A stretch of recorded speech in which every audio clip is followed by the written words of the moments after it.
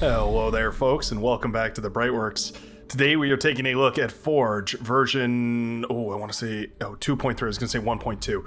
Version 2.3 of Forge, and it is a banger of a map. You can see that this one is really interesting. We've got these big lava flats down in the lower area, tons and tons of metal on all of these metal extractors 4.0.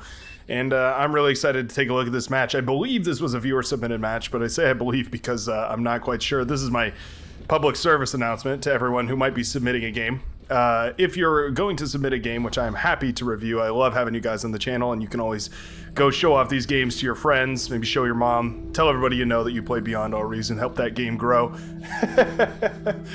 If you're submitting one of these games, be sure that when you submit it to Brightworks, replays at gmail.com, or through the official Discord server, which I'll have linked down in the description below. Don't forget to ring that bell icon too while you're down there.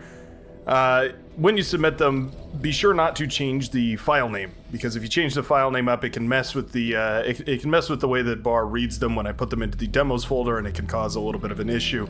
Sometimes I may be able to recover them, which I think is what happened here, but other times, there's no way for me to get access to it. So be sure to do that, and we're gonna have a great time.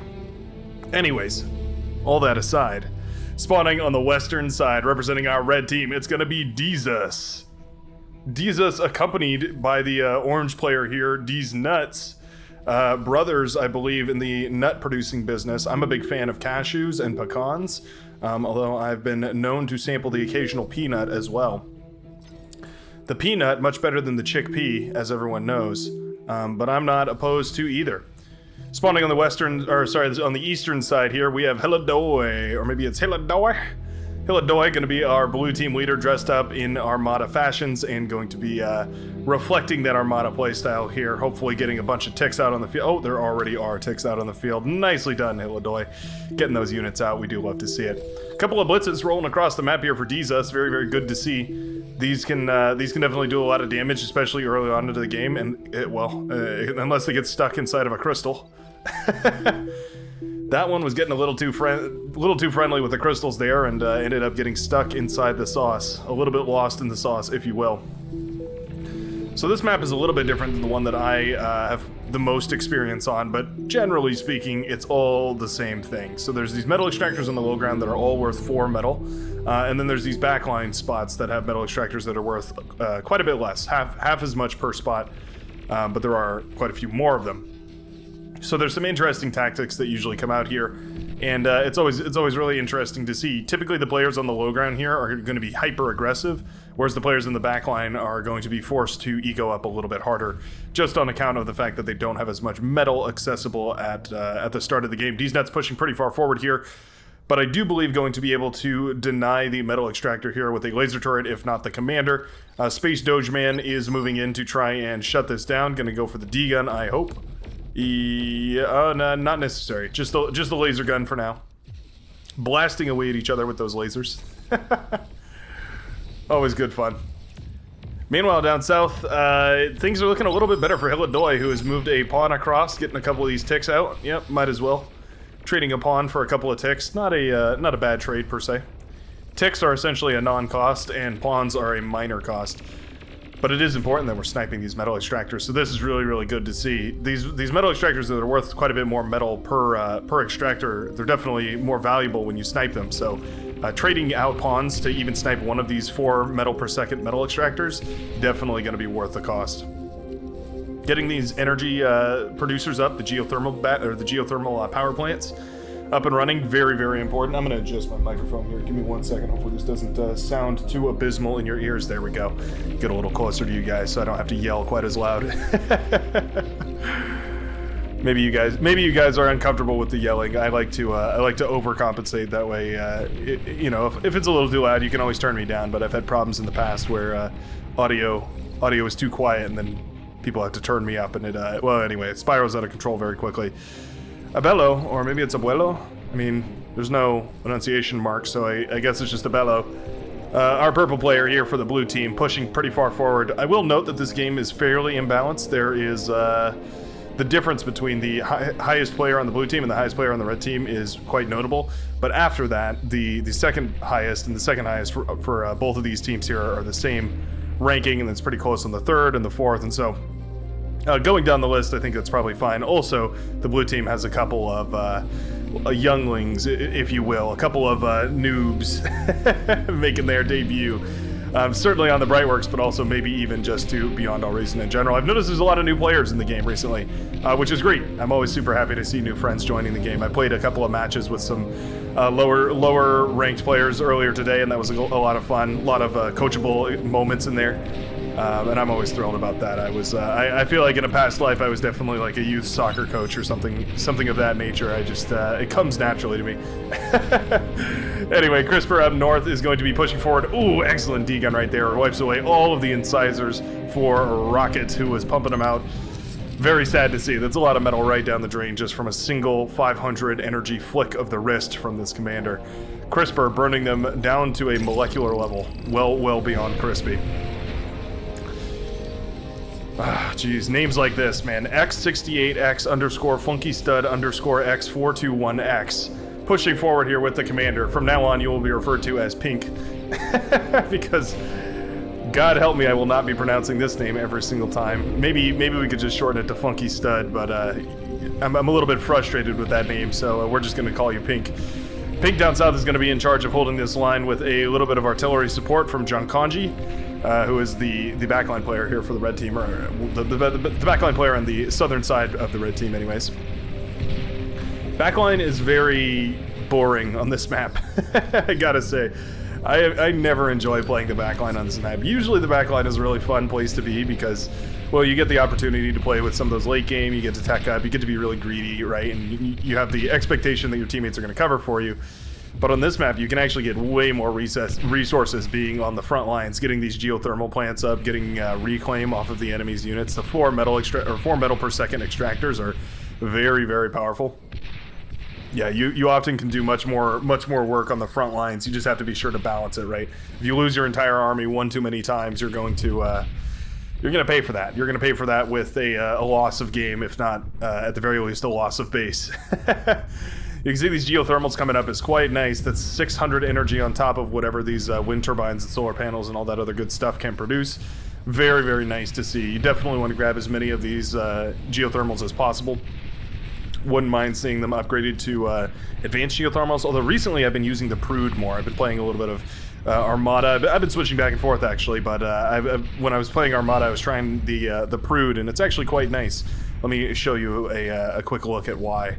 If we go to the economy tab here, you can see that the advanced geo is 1,600 metal, whereas the Prude is only 1,150. Now you only get 750 energy, so you do sacrifice quite a bit, about 500 energy for that extra. What would that be? 450 metal?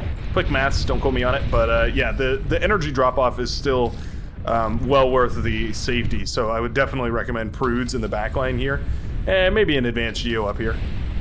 That probably wouldn't hurt so bad if it got exploded. That's typically how a lot of these Forge games go, is the backline players will make a ton of bombers, and the first one to bomb the advanced geothermals in the back of the other team are the, well, they're the ones that usually end up taking the cake.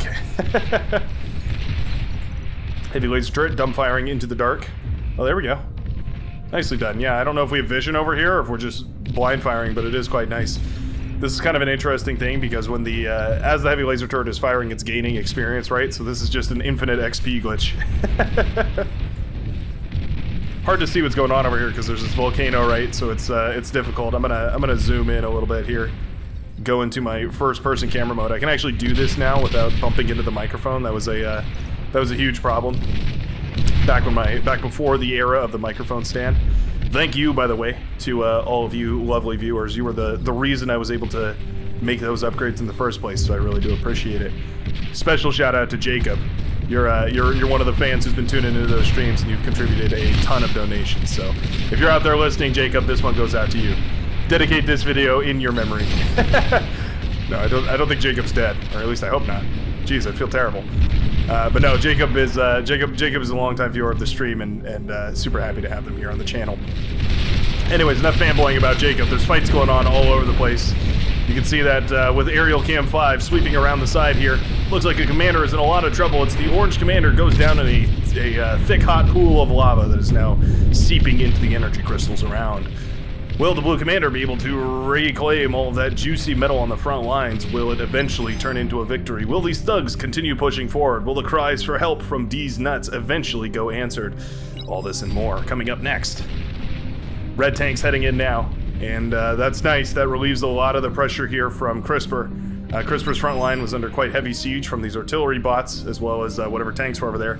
But with those tanks pulled out of position, CRISPR is going to have a nicer time marching forward. So the deformation on this map exposes lava. So commander explosions, nuclear explosions, typically those are the only two. I think technically there are other things that can deform the map as well, but specifically those ones are the most prominent. They're one of the ways that you can deform the map, and then lava is now, well, there's a big lava puddle. So if you drive a vehicle over this lava puddle, it's gonna melt away. Lava is hot after all. Hounds are in the mix. Well and properly up to T2. You can see just how quickly these frontline players can get into that T2 zone. When the T2 comes out on the front line, it scales so quickly. Ooh, little spy bot goes down over there. Just happened to walk by a perimeter camera. That's quite unfortunate. Those cameras are very flimsy, but when they're in the right location, they can definitely be valuable. And that's just a case in point. Yeah, getting that T2 economy up and running is really... Whoops, not that one. There's the one. That T2 economy is very valuable. When you... oh, yeah, very nicely done. Going for those prudes. I love to see it, Hilladoi. We have the same mindset here. Very, very nicely done. Getting these T2 metal extractors out is quite nice. You can see they jump up to 16 metal per second with each of these upgraded on the low ground, which is tremendous. I mean, you can really scale up your economy super, super quickly off of that much metal. You can see Hilladoi now at 60 metal per second, as well as Dizas, who is only at 38 for now, 39-ish, more or less, a little bit from the reclaim here. Vehicles are always going to be a little bit slower on the draw. They get out a little bit slower and they build a little bit slower, and so you have to be more careful with them. All right, we're risking it here. Rosewood is building this advanced geothermal in the back line, and I don't hate it, but it's definitely risky. You're going to be in a world of hurt if suddenly out of nowhere those geothermals get bombed or something, and you end up with a whole lot less in your backline than you were hoping for. Another commander goes down here. It was Pink's commander, the Funky Stud themselves. Looks like a bunch of these hounds are pushing forward here. Snipers. Ooh, sniper does go down. That's a nice pick. Always want to try and get those if you can, just because of how much damage they can do on the front lines. And you never want to be on the receiving end of a sniper. Whenever that gun clicks, something dies. Well, if it's aimed in the right direction, that is. You gotta have some sort of scouting available so that you can, at the very least, aim in the correct direction. What is this? Jesus has snuck a bunch of T1 medium tanks well into the back line, and now there's nothing to respond here. There's hounds streaming out of Hilladoi base, but there's nothing coming out of CRISPR's base. Their gunslinger is out. That's nice. That's a great response to the medium tanks. It's pretty much what I would recommend. The gunslinger is great because it can stun those tanks for a little bit. Not paralyze them. It just has impulse, so it slows their movement down for a second. Going up a hill will do the same thing though. Wow, that was surprising. I wonder why that much damage leaked through here. That really shouldn't have been what happened. CRISPR on the front line just not paying attention, and down goes the commander. ZZZZZZZ is right. I think that's supposed to be like a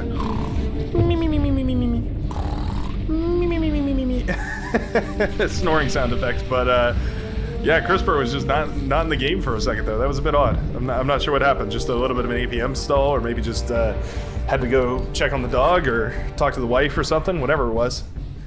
Anyway, looks like CRISPR's back in the game now and going to be repairing things. Going to be going up to an advanced fusion reactor over here. Oh, there was a prude that was so close to finishing, but it looks like it did not. 83% of the way done. Would love to see a butler or something get its paws over on that and try and finish it up if you can. There's a butler over here. Might allocate that this direction. Always tricky to keep track of where all your builders are. That was something that I was very shy about when I first started playing this game, was making too many builders. Like, you know, I was like, oh, well, if I make too many builders, it's going to be a waste of resources and it'll be inefficient, right? All these things, it'll cause all these problems. No, that's not wrong at all. You want to make as many builders as you need. That number might not be intuitive to you at first. It probably won't be intuitive to you at first, but you'll figure out very quickly that it's builders are cheap. there's no reason that you should be too concerned with being crazy efficient with them. Spybots are out now. Rosewood trying to sneak spybots in wherever possible. Yep, it's hiding over in this crevice over here, giving perfect vision for the yellow units moving in, and that's dangerous, especially with these snipers included in the mix. Yeah, it's going to allow all this artillery to have perfect vision raining down these Hellfire artillery shells. Hello boy in a lot of trouble here. Down to 49%. Commander will cloak and try to push off of the front lines here. Pitbull in quite a lot of trouble as well. Ooh. It will hold on though. Ooh, takes out both of those snipers. Those were really the big threat here. So unfortunately for Rosewood, that aggression is going to have to halt. This is a hero Pitbull right here. This bad boy has some war stories to tell, that's for sure. Lumberjack Mac eating up his friendly commander. Taking a turn to eat up a ton of metal and funnel it back into the backline here. Startlingly little economy in the backline for a backline player. I would have expected a little bit more here. On to T2, which is nice, but certainly would have expected at least a fusion reactor or something coming up by this point. We are 15 minutes into this game, and for a T2, or a backline player rather, to not be on proper T2 economy, that's a little bit behind the curve, I think. Ryan Krause is really letting me down here. I'm trying to skip through and find some good music. Path Few Have Taken. That sounds like a cool song. Yeah, there we go. Got some music kicking in. I do try to keep those tunes rolling for you guys, just in case you ever need to tune my voice out and listen to something else in the background. Big army of gunslingers here. That's 5 of them, and they're tough. They're very resilient. Not in the way that you would think. They're not tanky, but they're resilient in the sense that they can heal themselves very quickly. They just got into a fight right there and backed off for just a second. Now they're all good again. Well, this one's in a lot of trouble. Yeah, you don't want to just stand there. You definitely want to do some damage with them. There we go. Gunslingers step forward and start causing a little bit of trouble. 3 of them go down, leaving only 2 remaining. They're not great against the T2 tanks. I would say they're definitely much better against the T1 medium tanks. I mean, that shouldn't be surprising. They are a T2 going up against the T1. This commander is still lying in this pool of lava, and you can see tanks are starting to be routed through it. You do have the ability to restore these. If you go to any constructor or resbot or anything like that, there's this option for restore. This is how you fix the map. You can, yeah, okay, he calls out to restore that. Yeah, you want to be aware of that, because on maps where deformities like this can occur, sometimes it can be pretty devastating. It can be bad for your unit's health when they're trudging through lava and whatnot. A couple of these Zars out on the front lines. They're expensive to build, but once you get them out, they can do a lot of damage. Rattlesnake popping up and laying down the long-range Daka on this Pitbull here, although not very accurately, I might say. Yeah, it's actually got a pretty long spread fire on that. Interesting. Sharpshooters all over the place being used to tremendous effect. I love to see that.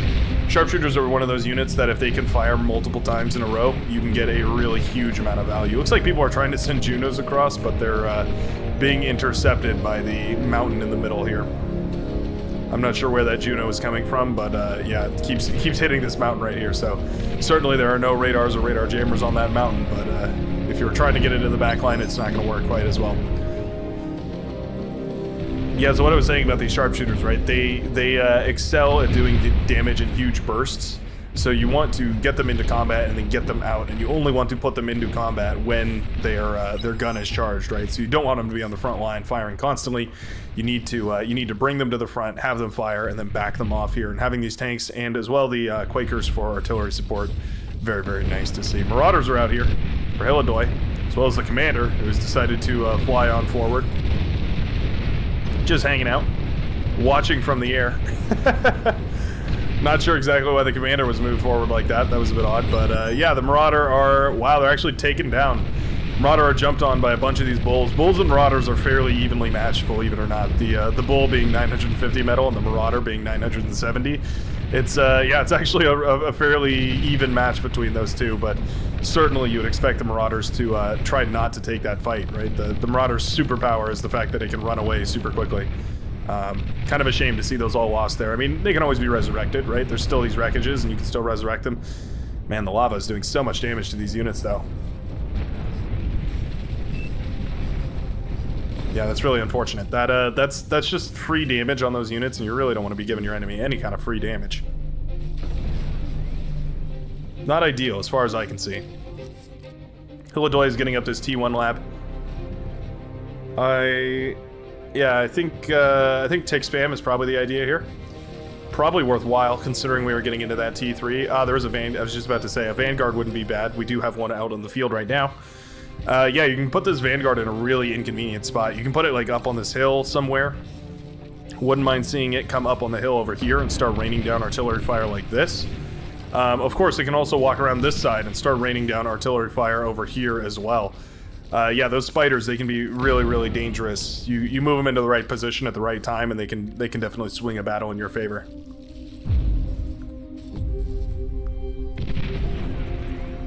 And there you go. You can see the power of that long-range artillery schnozzle of yours. Definitely one of the cooler units too. I love the crab-like nature of that bad boy. Razorback pretty good.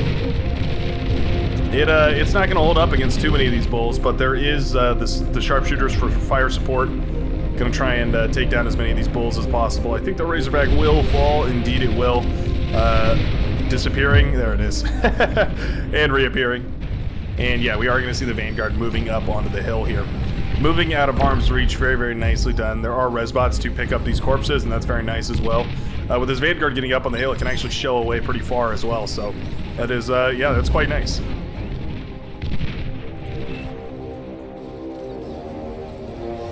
That is a powerful unit. We went for prudes here for the red player, however yellow was a bit more greedy. You can see that the explosive radius on this bad boy is well into red's base, so there was a little bit of a lack of communication here, and I think that that could lead to an explosive end for both of these players. Certainly. At this point, the Vanguard is marching forward, though. Rosewood's commander is actually in a great spot. It could just D-gun this bad boy. But for the time being, it will not. The Vanguard will just have free reign to fire. I mean, I guess the Rattlesnake over here is able to see it. It's going to try and do something about it. There goes Rosewood with the D-gun. I almost said D-Wood. That's something else, I think. Rosewood with the D-gun to take down the Vanguard, and it will be the last of that. Yeah, that could have been a whole lot worse, but luckily that commander was in position. A bit of an odd position, but it does make sense given the fact that spider units are prone to climbing over and around and all the way through this caldera to devastating effect. A Thor, of all things, has been parked over here on this side of the map. Always fun to see one of these bad boys on the front line. They do have these little missile launchers. You can tell how many missiles they have charged not only by this indicator here, but if you're looking at an enemy Thor... Oh, I think we just got nuked, folks. I was a little bit hyperfixated on the Thor there, and the nuke landed right on top of it. Barely scratched up the armor, although it will drag this poor Tsar through the lava, killing it. Oh, maybe not killing it. Yep, it'll kill it. Okay. So you can tell by these little ears on its side if it's got an EMP missile charged up. Oh, taking a hit from a sniper right there. It's yeah, it's dangerous to move this thing within sniper fire. They can shave off a couple % per hit, which for a T3 unit is really impressive. Usually it takes T3 units to kill T3 units, but snipers are one of those exceptions. Oh, a nice EMP right here on the anti-nuke. Do we have it planned? Oh, who's launching it? Oh, tell me we're gonna launch the nuke. Where's it? Where's it? Where's it? Did it not launch? Oh, there it is. Anti-nuke is still EMP'd. Was it even charged? I don't think it was even charged. Maybe it certainly would have finished charging, but yeah, that was beautiful. EMP'd the anti-nuke and manages to put a nuke down right in the middle of Hilidoy's base. Very, very nicely done. That is a lot of eco right down the drain. Definitely taking the blue player out of the game for a good long while. There's not even really anything remaining. There's a bunch of res bots here. I'm going to repair up some Thors, but the commander is going to have to start all the way from scratch. Rosewood says, bro, that was one of my best plays ever. That must have been a spy bot. Yeah, I think that must have been a spy bot because I don't see an EMP missile launcher. And the fact that more spy bots are coming out here, I have to imagine that was that must have been that must have incited some sort of passion for the spy bot here. This nuclear launcher getting a tremendous amount of value out. You can see that the experience on this bad boy is 3 chevrons as another one is launched. Ooh, will be intercepted by anti-nukes in the backline though. Looks like this Purveyor over here, the Cortex anti-nuke system, did manage to shoot it down, but some rocket spiders have made their way around the sides here. There is a Tsar to try and deal with this, as well as an EMP bomber. Both very powerful. The rocket spiders, I think they're able to shoot a Tsar. Rocket spiders have a limited number of things that they're actually able to hit, just by the nature of their weapon. But a Tsar moves slow enough that I think they'll be able to kind of hit it. You can see even then, it's just barely. T1 gunships brought out actually to deal with some of that. That's interesting decision, tactically speaking. There are anti-nukes come up everywhere. Nobody wants to be that poor fellow that gets nuked, especially after the first one has already gone down. But you can see just how quickly this thing charges now that it has some experience. A reload time of -16 doesn't really seem like a lot, but on these really long reload times, like the nukes, which I believe are a minute each, or it might be a minute and a half each, yeah, it really does make a difference. T2 versus T1 fighters, and you can see the difference right here as those T1s get completely shredded. A couple of the T2s go down, but not nearly enough to thwart the bombing run that is coming in now. Advanced geothermals rather are still standing. Would love to see 2 or 3 of these hailstorms just dropping a couple of bombs on these advanced geos. You don't really need to worry too much about overkill. Or underkill rather. They're very, very flimsy, those advanced geos, at least compared to advanced reactors or anything like that. But I would really like to see that. Anyways, these hailstorms don't care about my opinion as they continue into the backline, just ravaging every base that they can find, tearing apart everything back here. There goes all of the production for Red Toyota. Oh, one more bomb and this advanced geo would go up. I think we're gonna get it. Well, that was a little bit of overkill. But at the very least, it did reduce that geothermal down to rubble, so there will be no recovery here for Red Toyota, at least not anytime soon. Tons and tons of Tsars, but they do nothing against an onslaught of hailstorms, the strategic bombers. And yeah, tear down some of those solar panels. Why not? Tear it all down. The bombing run of the century to follow up the nuke of the century. That was a nice, crisp, clean way to wrap this game right up. And with that, the advantage is swung heavily into the red team's favor. You can see. Excuse me. Now with the economy of 600-ish metal per second, going up against 400 to 500 based on reclaim values. Yeah, that was a huge hit. Both of the frontline players are now down to no unit production. Well, you mean, I guess technically there's T3 units rolling out of Hilladoy's factories here. Doing a good job of continuing to try and rebuild into this game, but it's the pacing has already been thrown so far. It's going to be really difficult to build yourself back into this one. Fighters are still swarming around over at this base. There was an air player. Yeah, it looks like they decided to tap out. It was the lime green player. So for the time being, no more fighters will be on the docket, or at the very least, they won't be under anyone specifically. No one person specifically's control. Is that right? Not sure if that's right or not. Anyways, you get what I'm trying to say. Hounds trying to hold against the bulls. That's not really going to work. Where are those spy bots? I want to see them. I think this is the hero right here. And it looks like with that, the blue team will decide to resign. They throw in the towel after realizing that their economy has been swayed entirely out of their control here, and the red team swarms forward. Very nicely done, Rosewood, getting those, getting that EMP on those anti-nukes and then putting that nuke down right in blue's base. And excellent follow-through with Killer Predator getting all those bombers into the backline and tearing apart everything that remained. Really, really nicely done. Love to see the teamwork, and I love to see these quick games because they are so action-packed. Let me know what you think about them down below in the comments, and I will see you in the next video. Peace out.